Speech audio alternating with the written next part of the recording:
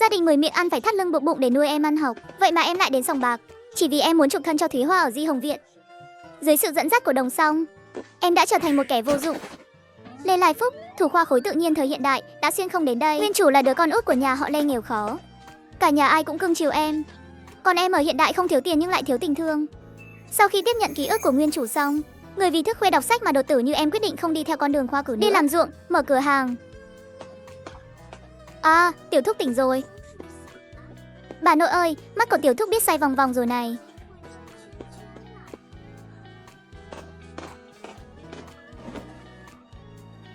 Con trai của ta ơi, nếu con mà có mệnh hệ gì, mẹ sẽ đến trước cửa sòng bạc mà gào khóc. Ngày nào cũng hát nhạc đám ma ở đó. Mẹ, chẳng phải con không sao rồi sao? Cứ rung lắc nữa là có chuyện thật đấy. Con trai à, vừa rồi con gọi mẹ đấy ư? Lần trước con gọi như thế là từ 3 tháng trước khi con đòi tiền mua bút mực đấy. À, vậy thì sau này ngày nào con cũng gọi. Đừng, để mẹ đi bưng cháo cho con ngay. Tiếng mẹ này đáng giá một bát cháo trắng đấy.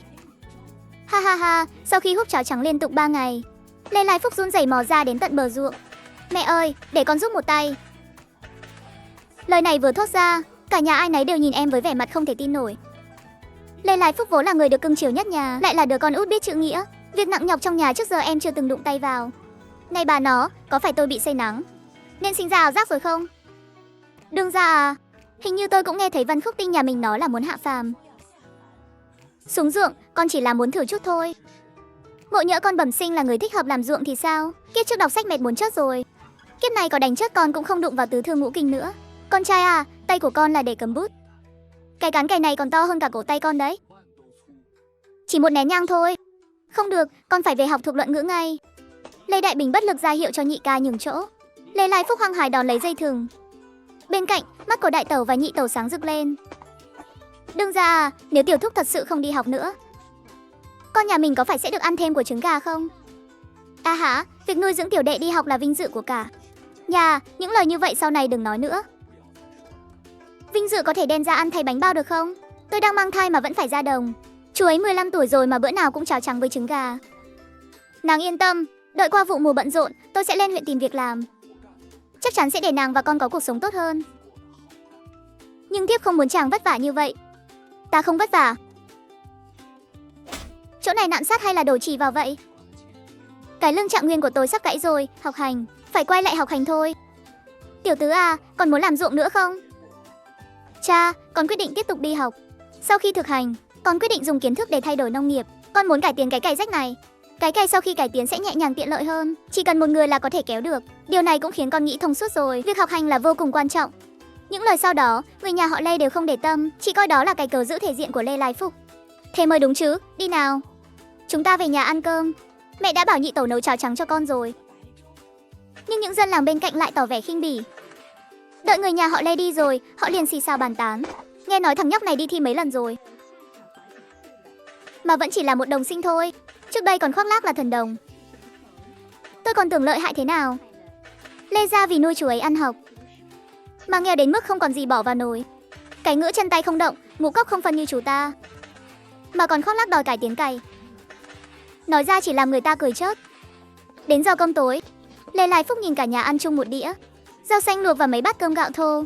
Chỉ có mình là một bát cháo trắng và một đĩa trứng xào. Cậu ấy bỗng thấy xây sẩm mặt mày. Đây nào phải là ăn cơm, rõ ràng là đang ăn mòn lương tâm mà. Cứ tiếp tục thế này, sớm muộn gì con cũng mắc bệnh nhà giàu mất. Mẹ, từ ngày mai con sẽ ăn giống hệt mọi người. Nhưng không có nhưng nhị gì hết. Nếu để người khác biết một mình con ăn cơm trắng mà cả nhà lại phải ăn cám nước dâu, sẽ bị người ta nói là bất hiếu đấy ạ. Thật không hay chút nào. Đừng ra, mau nhéo tôi một cái đi. Con trai chúng ta thế mà đã biết chữ hiếu viết thế nào rồi. Mọi người yên tâm, con sẽ nỗ lực kiếm tiền. Sau này nếu con thi đỗ, trong thành tích của con cũng có công lao của mọi người. Sáng sớm hôm sau, Lê Lai Phúc liền vào trong huyện, đi thẳng đến tư thục của nguyên chủ. Lê huynh, cuối cùng huynh cũng tới rồi. Đầu còn đau không? Hôm đó đưa huynh về nhà, người nhà huynh cầm chổi đuổi hết chúng đệ ra ngoài. Đúng là cái lũ dân quê thô lỗ. Ánh mắt Lê Lai Phúc chợt lạnh lùng. Trần Bình vẫn chưa nhận ra điều đó. Để tôi nói nhé, huynh cũng quá xung động rồi. Những kẻ bảo kê ở sòng bạc đứa nào cũng to con lực lưỡng. Huynh chỉ là một thư sinh, bon chen vào làm gì? Trần huynh dạy bảo rất đúng. Chủ yếu là lúc đó sợ bọn họ thật sự chặt tay huynh đem đi làm sủi cảo, nên tôi nhất thời cuống quýt mới xông lên. Nói đi cũng phải nói lại, đây là sổ nợ tôi đã tổng kết lại sau khi bị thương. Tiền thuốc men là 4 lượng bạc, nhưng dù sao cũng là do tôi tự lao vào, nên chúng ta chia đôi đi, cộng với số tiền huynh mượn trước đó, tổng cộng là 4 lượng bạc và 533 văn. Cả phòng im lặng như tờ. Mặt Trần Bình đỏ gay như gan heo. Lê Lại Phúc, huynh nghèo đến phát điên rồi sao? Làm phiền các vị đồng môn giúp tôi tính toán lại. Nếu tôi tính dư của Trần huynh 1 văn tiền, tôi sẽ nuốt ngay cái nghiên mực này tại chỗ. Khả năng tính toán của tôi không tệ, đưa tôi xem nào. Lâm Tắc nhìn vào tờ hóa đơn trong tay, trong mắt thoáng hiện lên vẻ kinh ngạc. Thật ngắn gọn và rõ ràng, khác hoàn toàn với cách ghi chép sổ sách của nhà hắn mà hắn từng thấy trước đây, không sai một đồng nào. Lê huynh, không ngờ huynh còn có tư chất làm kế toán đấy. Lâm huynh bớt giận. Trần huynh còn thắc mắc gì không? Nếu hôm nay người nhất quyết muốn trở mặt, thì sau này ở thư viện đừng hòng có thêm người bạn nào nữa. Nếu không phải vì hũ gạo ở nhà đã cạn sạch đến mức chuột cũng chẳng thèm ghé, tôi cũng chẳng đến mức sắt chớt. Nếu Trần huynh vì thế mà tuyệt giao thì coi như cái gậy tôi đỡ thay huynh hôm đó là đem cho chó ăn đi. Trần Bình tức đến run lẩy bẩy. Xung quanh bắt đầu có tiếng xì xào bàn tán. Trần huynh chắc là không định quỵt nợ đấy chứ? Hôm qua tôi còn thấy huynh ở Từ Lâu gọi hẳn một con ngỗng quay cơ mà. Ta đó là được. Tiền đã mượn ta sẽ trả cho ngươi, nhưng tiền thuốc men của ngươi tận 10 lượng, ngươi làm bằng vàng chắc. Với lại tại sao ta phải trả 1/2? Trần huynh cảm thấy 5 phần là quá ít sao? Nói sớm chứ, nếu huynh tình nguyện gánh vác 7 phần. Tai của ngươi chỉ để làm cảnh thôi sao? Trần huynh quả nhiên là người trọng tình trọng nghĩa, trước đó là chúng ta đã lấy lòng tiểu nhân đau lòng quân tử rồi. Chỉ có 3 lượng, có lấy hay không thì bảo. Chỗ còn lại thì viết giấy nợ đi, 3 ngày trả 1 lần, làm ăn trung thực, không lừa giả gạt trẻ. Cái gì mà 3 ngày? Ngươi thả bắt ta đi bán máu hay đi đào mỏ luôn cho rồi. Ha ha, thiếu nợ thì trả tiền, đó là lẽ đương nhiên. Nếu Trần huynh không hiểu thì hay là chuyển sang trồng khoai lang đi, nghe nói năm nay khoai lang được mùa lắm.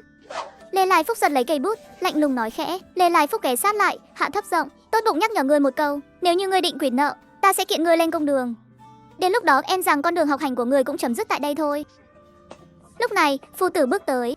Ồn ào náo loạn, còn ra thể thống gì nữa? Lê Lại Phúc, vết thương của cháu sao rồi? Làm phiền tiên sinh phải bận tâm, học trò đã không còn gì đáng ngại nữa rồi. Hôm nay cháu đang cùng Trần huynh thảo luận về đạo lý lời nói phải giữ lấy lời trong luận ngữ. Làm việc phải có kết quả. Nếu đã như vậy, cháu hãy về nhà trước chuẩn bị cho bài học ngày mai đi. Hồ sư phụ, tôi muốn nhờ ông rèn cho tôi một cái cày. Đây là bản vẽ, rèn cái cày thì không cần bản vẽ. Ta nhắm mắt cũng làm được. Hồ thợ rèn sau khi nhận lấy bản vẽ, đột nhiên thần sắc chấn động, đôi mắt càng lúc càng trợn tròn. Cái độ cong của lưới cày này, tuyệt quá công tử. 30 lượng ta mua đất bản vẽ này thấy thế nào? Cái cày này rèn miễn phí cho tôi, còn bản vẽ thì 50 lượng. Cái này đắt quá rồi. Không được đâu hồ sư phụ. Nghĩ mà xem, tương lai nông dân cả thiên hạ đều dùng cày của nhà ông. Trong sử sách chẳng phải sẽ ghi lại một dòng cày họ Hồ sao? Phúc đức để lại cho muôn dân, 50 lượng đã là rất ưu đãi rồi. Được, 50 lượng. Chốt 50 lượng, ta sẽ đưa tin bằng bồ câu ngay. Gọi hết sư môn quay về. Cày nhà họ Hồ chúng ta sắp danh tiếng vang khắp thiên hạ rồi. Hai người ký kết khế ước. Hẹn 5 ngày sau đến lấy cày xong. Lê Lại Phúc cầm 50 lượng bạc, đi mua gạo, bột mì, còn có một ít kẹo mạch nha và bánh ngọt. Lúc về đến nhà, đại tẩu sợ đến ngay người. Tiểu tứ, không lẽ để đi? Đại tẩu, tẩu đừng có nghĩ lung tung. Đây là tiền kiếm được từ đường chính đạo. Chú út, chú về rồi, có mua kẹo mạch nha không à? Nhược nhược, là con đòi chú út mua kẹo sao? Con có biết kẹo mạch nha đắt thế nào không? 1 cân kẹo có thể mua được bao nhiêu gạo tẻ đấy? Nương, con sai rồi. Con không nên đòi chú út mua kẹo cho con. Tiểu tứ, là nhược nhược không hiểu chuyện. Để xem chỗ kẹo này có đem đi trả được không?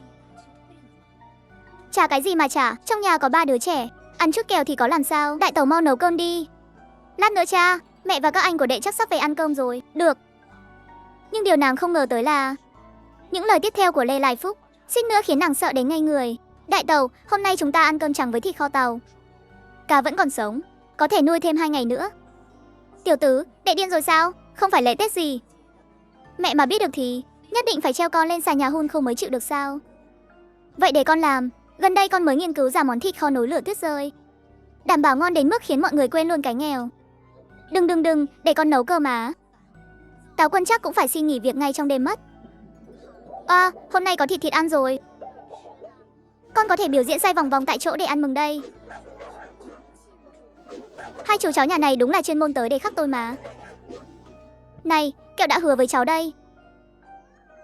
Tiểu thúc thúc, cháu tuyên bố chú là người đàn ông đẹp trai nhất thế giới. Nhị nữ nói không sai chút nào. Kẹo đúng là ngọt thật. Có điều lần nào nó cũng bắt cháu phải cầu xin. Mới cho cháu ngửi một cái. Thế sao cháu không đi chơi với mấy bạn khác? Tụi nó nói trên người cháu bốc ra mùi nghèo hèn. Lần trước sau khi cháu đè Vương Nhị Cầu xuống đất ma sát một trận thì càng không có ai thèm chơi với cháu nữa. Khoan đã, cháu đánh thắng à? Nó trêu cháu trước mà. Cháu đã dùng chiêu đôi chân dài mà tiểu thúc dạy để đánh thắng đó. Cái chiêu ta múa may quay cuồng lúc say rượu mà cháu cũng dám dùng à? Đi đâu để cho nhị nữ xem kẹo đây? Lần này cháu phải bắt nó cầu xin cháu. Ha ha ha ha. Lòng báo thù của đứa trẻ này đúng là khiến người ta thấy hơi an lòng. Sau này mình nhất định phải mua thêm nhiều đồ ăn vặt cho bọn trẻ trong nhà. Mình bị ảo giác rồi sao? Lại ngửi thấy mùi thịt kho tàu thế này. Chắc là anh đòi đến phát điên rồi đấy. Khoan đã, hình như đúng là bay ra từ nhà mình thật. Chẳng lẽ mẹ cuối cùng cũng quyết định đem con gà mái già đang đẻ trứng? Trời đất ơi mẹ ơi, bếp nhà mình thành tinh rồi. Đây là bữa tối cuối cùng sao? Ăn xong rồi ngày mai cả nhà cùng đi lánh nạn hả? Hi hi, nhị ca. Thì phải ăn lúc còn nóng. Để nguội thì thật có lỗi với số tiền em bán bản vẽ. Tiểu tứ, tiền anh đưa cho chú. Chú đi xe bò tới lui rồi còn mua thịt. Chắc chắn là tiêu hết sạch rồi. Không thể nào còn tiền để mua gạo nữa. Bán bản vẽ gì cơ? Chú không phải là đã đem mộ tổ tiên. Mẹ, là bản vẽ cải tiến thôi. Sư phụ thợ rèn xem xong là xúc động ngay tại chỗ, đòi nhận con làm con nuôi luôn đấy. Với lại lúc trước con có cho đồng xong mượn 5 lượng bạc. Anh ta tạm thời trả con 3 lượng rồi. Mẹ đã bảo là đi học có ích mà. Hồi đó nói con có thể làm tể tướng mẹ con chẳng tin. Ha ha ha, nương nó giỏi lắm. Mẹ nói đúng, ngoài ra con góp ý với mẹ. Lần sau đừng có đứng cạnh mà lèn nhiều cánh tay cha nữa nhé. Ha ha ha, tất cả nghe đây. Ai dám nói lộ ra thì sau này đi ra ngoài chỉ được ngửi mùi thịt mà ăn cơm thôi đấy. Con biết rồi ạ mẹ. Mau lại đây ăn cơm đi. Lê huynh. À, Lâm huynh chào buổi sáng. Đa tạ giấy và bút của huynh hôm qua. Chào buổi sáng, không cần khách khí. Đó đều là chuyện nhỏ thôi mà. Lâm thiếu gia bây giờ đổi sang nhận mấy tên nhà quê làm đàn em rồi à? Sao hả, Lê Lai Phúc? Chẳng lẽ các học tử từ vùng quê khác ở Thục Trung ưu tú lắm sao? Ngươi còn muốn sai bảo ta làm việc à? Trần công tử nếu đã rảnh rỗi đến vậy thì chi bằng đi chép lễ ký 10 lần đi, để trị cái tật khẩu nghiệp đi. Trần huynh có vẻ rất quan tâm đến hộ tịch của tôi. Hay là tôi xin Lâm đại nhân cấp cho một cái chứng nhận người nhà quê nhé. Ngươi thi đỗ đồng sinh 3 lần nên thấy tự hào lắm sao? Ở đây ít nhất một nửa bạn học đều đã thi quá 3 lần rồi. Theo như lời của Trần huynh. Chẳng lẽ tôi đã nói sai điều gì sao? Lập tức nhận lấy vài ánh nhìn muốn chớt từ những người xung quanh. Tôi không có, tôi hiểu rồi. Chắc chắn là chuyện trả tiền làm Trần huynh sinh lòng oán hận. Nhưng huynh cũng không nên khinh miệt các học tử hàn môn như vậy chứ. Trần Bình tức đến mức phát điên. Nhắc nhở thân thiện này, cái bộ dạng vừa rồi của huynh rất giống một con chó bị dẫm phải đuôi đấy. Trần Bình tức đến méo cả mồm, chỉ có thể hậm hực ngồi xuống. Lê Lai Phúc bây giờ sao lại trở nên khó đối phó như vậy? Trước đây chẳng phải giống như một cái bình kín miệng sao? Ta nói gì là nghe nấy mà. Sáng sớm mà thở dài cái gì thế? Nghe nói thở dài dễ làm bay mất vận may đấy.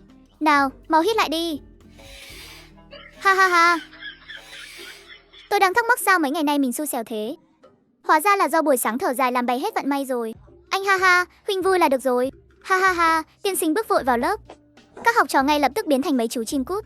Hôm nay kiểm tra đột xuất luận ngữ, đám học trò đồng loạt cúi đầu, không dám nhìn thẳng vào tiên sinh. Chỉ có Lê Lai Phúc là ngồi thẳng lưng ngay ngắn. Trần Bình nhìn Lê Lai Phúc, âm thầm xoa tay. Cứ như thể sắp được thấy Lê Lai Phúc bẽ mặt ngay tại chỗ. Đạo chi dĩ chính, tề chi dĩ hình, dân miễn nhi vô sỉ.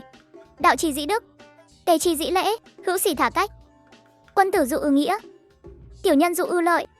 Tốc độ nói của hai người cứ như đang đối đáp tấu nói vậy. Cả khán phòng đều ngây người kinh ngạc.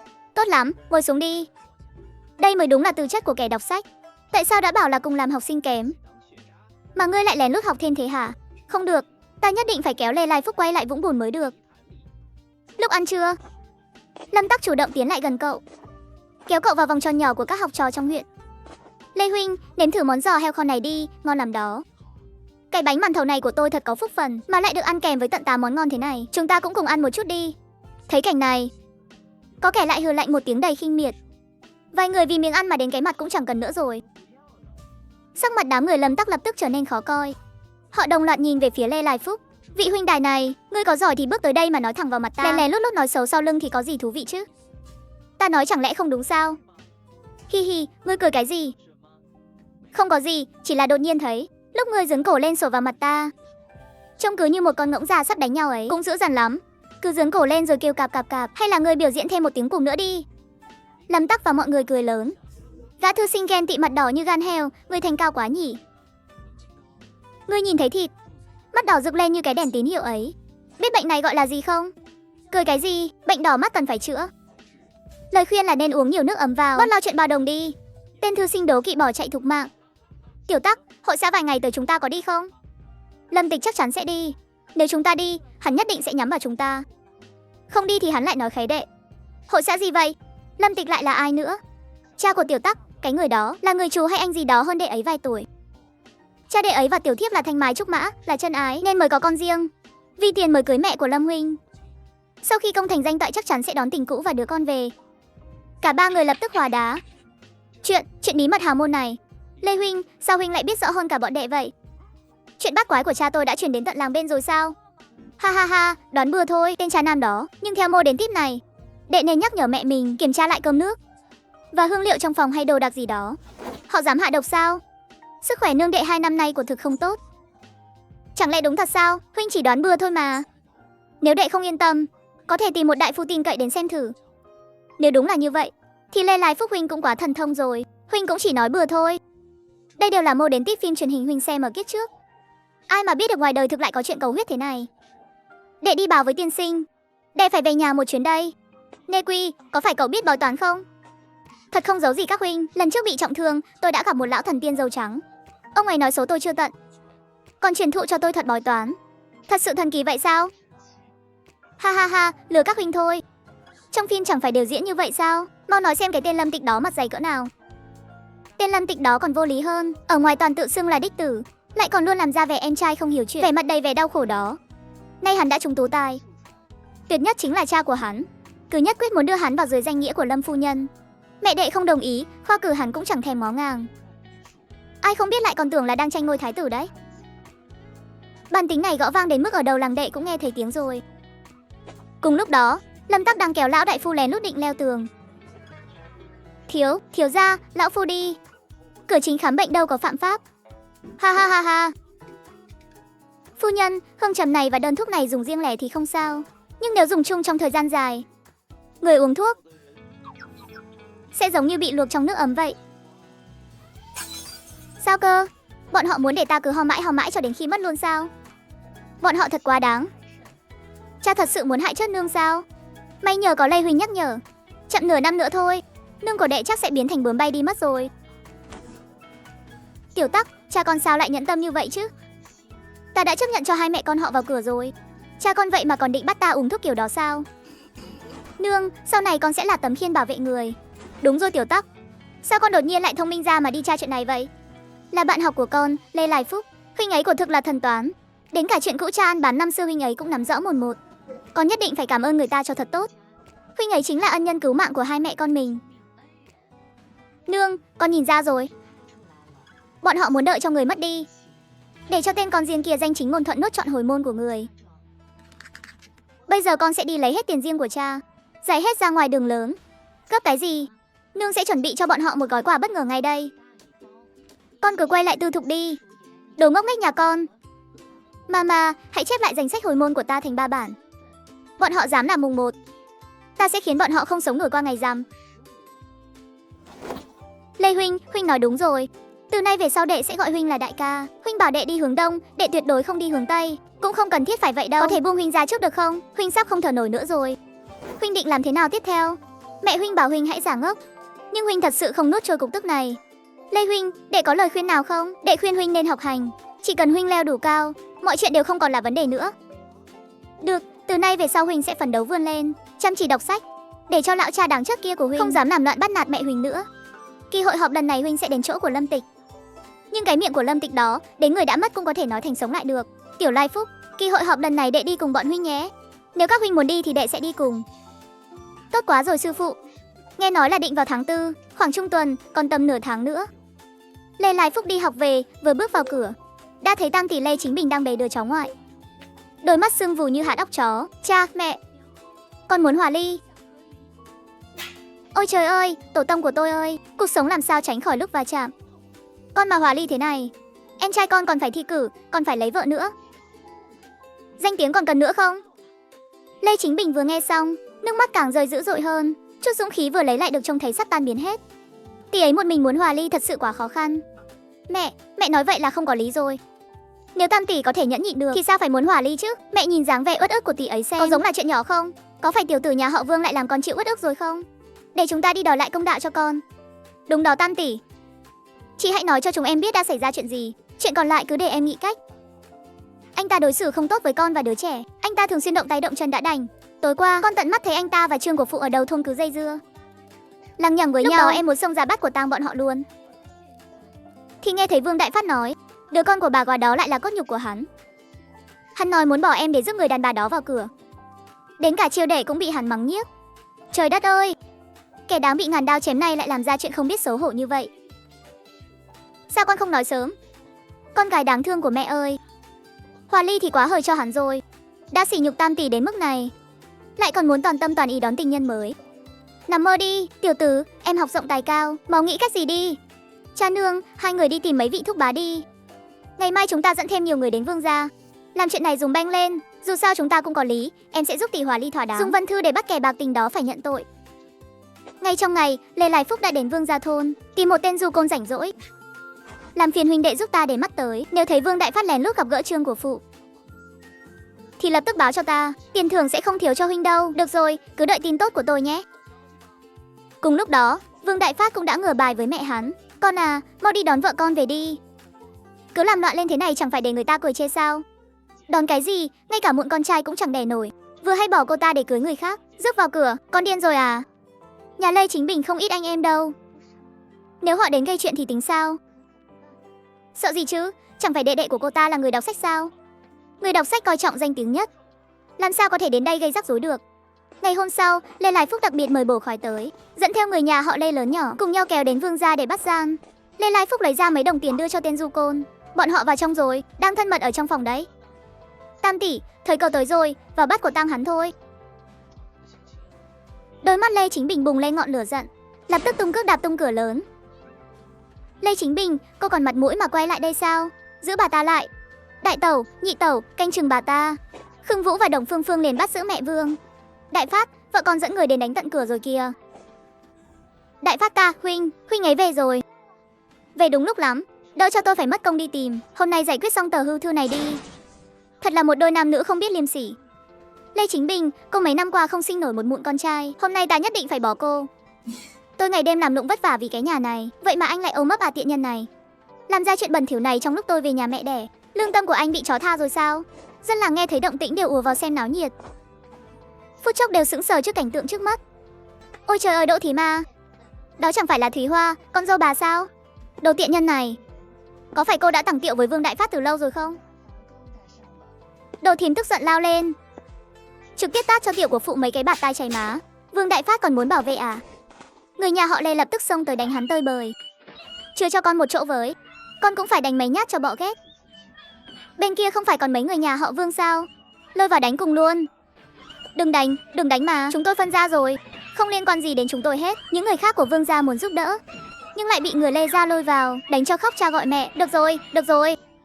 Mọi người dừng tay trước đã. Vương Đại Phát, lại đây. Ấn dấu tay vào bản hòa ly thư này đi. Đứa trẻ chị tôi sẽ mang đi. Dù sao anh với người đàn bà này cũng có con trai rồi, chẳng hiếm lạ gì Chiêu đệ của chúng tôi. Lê gia chúng tôi tự nuôi được. Ngươi, sao ngươi biết đứa bé là của ta? Cái gì? Đứa con hoang của con tiện nhân này là giống của Vương Đại Phát sao? Đúng thế, chính là cốt nhục của Vương Đại Phát hắn. Đồ tiện nhân trời đánh. Đồ gia ta đã tạo nghiệt gì thế này? Lại đi nuôi không con hoàng cho kẻ khác lâu như vậy.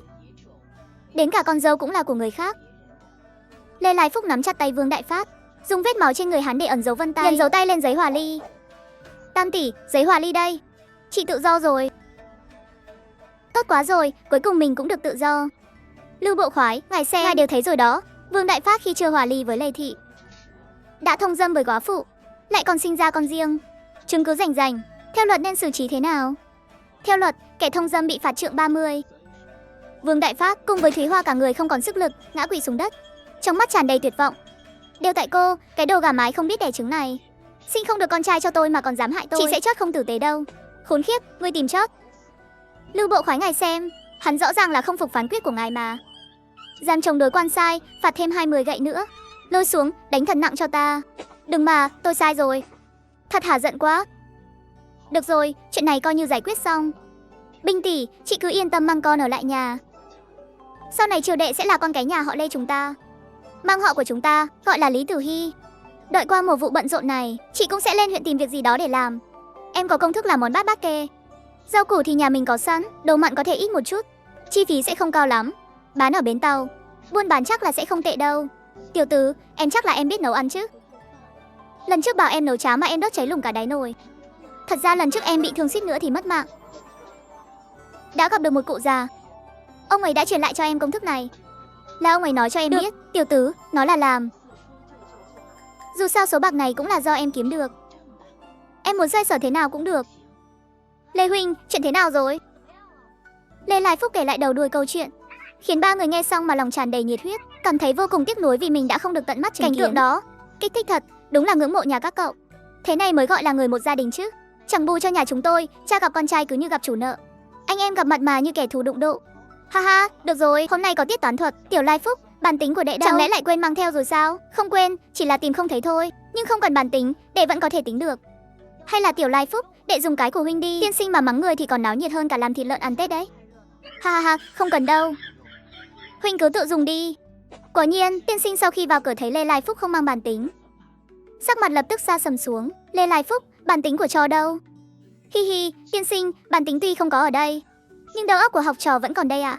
Hừ hừ hừ, khẩu khí lớn thật đấy. Vậy để ta xem thử, cái đầu của trò có bằng được bản tính hay không? Nay có gà và thỏ cùng lồng, trên có 35 đầu, dưới có 94 chân. Hỏi gà và thỏ mỗi loại có bao nhiêu con? Đáp là gà 23 con, thỏ 12 con. Còn Đồng Song và những người khác thì vẫn còn đang gãi đầu bứt tai gảy bản tính. Lê Lai Phúc đã nói ra đáp án rồi. Chắc là đoán mò thôi, tốc độ này cũng quá nhanh rồi. Cứ chờ xem, tiên sinh nhất định sẽ mắng cậu ta ngông cuồng. Hoàn toàn chính xác. Các thư sinh bàn tán xôn xao, lộ ra vẻ mặt không thể tin nổi. Tiên sinh thì lại sáng rực mắt lên. Nay có vật không biết số lượng. Chia 3 dư 2, chia 5 dư 3, chia 7 dư 2, hỏi vật đó là bao nhiêu? Đáp là 23. Lê Lai Phúc, trò ngồi xuống trước đi, xem ra trò thực sự không cần dùng đến bản tính. Chúng ta tiếp tục lên lớp. Lời này vừa nói ra, tức thì cả lớp đều kinh ngạc. Sau giờ học, một đám người vây quanh Lê Lai Phúc, ai nấy đều muốn thỉnh giáo cậu về phương pháp học toán thuật. Trần Bình với vẻ mặt đầy khó chịu bước tới, đem một túi tiền nặng ném mạnh xuống bàn của Lê Lai Phúc. Bao trả ngươi đây, trả lại giấy nợ cho ta. Lê Lai Phúc kiểm đếm lại một lượt, số lượng không có vấn đề gì, liền trả lại giấy nợ cho hắn. Trần Bình xé nát nó ngay trước mặt Lê Lai Phúc. Đừng có quá coi trọng bản thân mình. Ngươi tưởng bọn họ thật sự coi ngươi là bạn sao? Chẳng qua chỉ coi ngươi là tên sai vặt mà thôi. Ngươi bị làm sao vậy? Chúng tôi và Lê huynh chính là bạn tốt. Bắt nạt huynh ấy cũng chính là bắt nạt tôi. Trần Bình, ngươi rộng lượng một chút đi, đừng có suốt ngày tìm rắc rối với Lê Lai Phúc nữa. Trần Bình tức đến mức sắc mặt xanh mét. Hắn không cam lòng tin rằng Lê Lai Phúc thật sự kết giao được bạn bè. Đắc ý cái gì chứ? Chẳng phải chỉ là biết chút toán thuật thôi sao? Lâm Tịch đã đích thân nói rồi, tại hội thơ sẽ cho các người biết tay. Sau khi tan học, Lê Lai Phúc đến tiệm thợ rèn, nhận lấy chiếc cày càng cong đã đặt làm. Tiểu tứ, con vác cái gì thế này? Trông giống cái cày nhưng lại không giống lắm, nương. Đây chính là cái cày cải tiến mà con đã nói. Để con dạy mọi người cách dùng. Lê Đại Bình, Lê Chính Nghĩa làm theo thao tác Lê Lai Phúc hướng dẫn, thật sự đã kéo được chiếc cày đi rồi. Thật sự rất đỡ tốn sức, con cảm thấy có thể kéo cả ngày luôn. Còn có thể quay đầu dễ dàng nữa. Mọi người xem, chỉ cần xoay một cái là qua rồi. Thật hay giả vậy? Cho tôi thử với nào. Kéo cây mà lại có thể nhẹ nhàng đến thế. Cái cây càng cong này thần kỳ thật đấy. Chỉ cần một người là có thể kéo cây. Tôi cũng muốn thử. Lần trước ông còn bảo tiểu tử nhà người ta khoác lác mà. Giờ lại muốn thử rồi à? Chi bằng để tôi thử trước đi. Cuối cùng, Lê Đại Bình chỉ cho những người dân làng không nói lời mỉa mai. Thử cày, kết quả là ruộng nhà họ Lê ngay ngày đầu tiên đã được cày sới mấy lượt. Gia đình họ Lê nhìn công việc đồng áng hoàn thành nhanh chóng thì vui đến mức cười không khép được miệng. Lê huynh, huynh xem kế hoạch học tập này của đệ thế nào? Hừ, một ngày chỉ ngủ có 1 canh giờ. Đệ muốn vắt kiệt sức mình thành xác khô luôn sao? Hả, người ta thực sự có thể học đến mức chớt sao? Không phải học đến mức chớt, mà là thời gian ngủ quá ít, cơ thể không chịu nổi dẫn đến đột tử. Vậy để đệ sửa lại chút, ngày mai bắt đầu thực hiện kế hoạch. Hôm nay có muốn buông thả một chút không? Đảm bảo là rất vui. Các đệ muốn buông thả thế nào? Đi theo đệ là biết ngay thôi. Được rồi, trong khi những người khác đều đang mải mê cười đùa với các cô nương, Lê Lai Phúc lại ngồi một mình trong góc đọc sách. Lê huynh, huynh đến nơi này mà còn mang theo sách sao? Hi hi, người đọc sách mang sách theo bên mình có gì lạ đâu. Chỉ dựa vào tinh thần này, Lê huynh chắc chắn sẽ đỗ tú tài. Muốn chơi thì chơi nhanh đi, không chơi thì đi về, không chơi nữa. Lê huynh dày công như vậy, chúng ta cũng phải nỗ lực thôi. Không đỗ được tú tài thì mất mặt lắm. Tổ tiên hiển linh rồi, cháu nội ta thế mà lại đang đọc sách. Chuyện này còn lạ lùng hơn cả heo nái leo cây. Ông nội, ông làm gì vậy? Dọa cháu rất cả mình. Ông mau ra ngoài đi, đừng làm phiền cháu đọc sách. Được, cháu nội ta cuối cùng cũng thông suốt rồi. Thông suốt gì chứ? Là nếu không nỗ lực nữa thì sẽ bị đám bạn bỏ xa đấy. Thế không được, cháu chỉ có vài người bạn đó thôi. Cháu nói là Lâm Tắc và Tần Minh sao?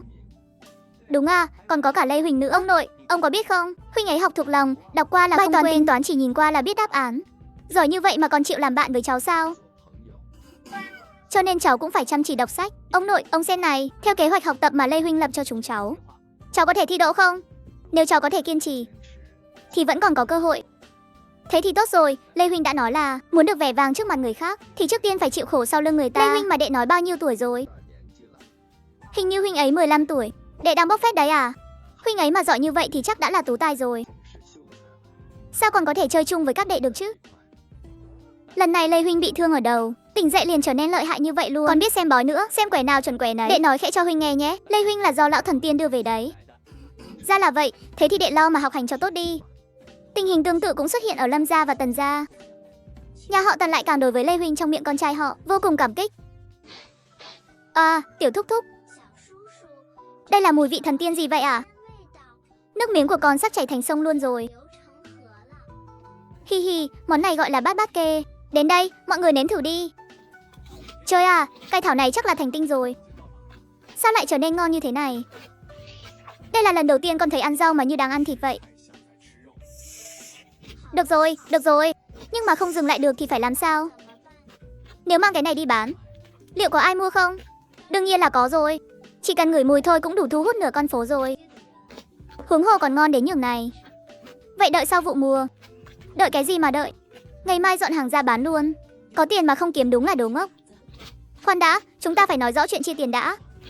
Chuyện này có gì mà phải nói. Tiền cứ giao hết cho mẹ quản lý. Trong nhà cần gì thì cứ tìm mẹ lấy. Mẹ, các anh đều đã lập gia đình rồi, cũng phải có chút tiền riêng chứ. À, mọi người nghe thấy vậy đều lộ vẻ ngạc nhiên.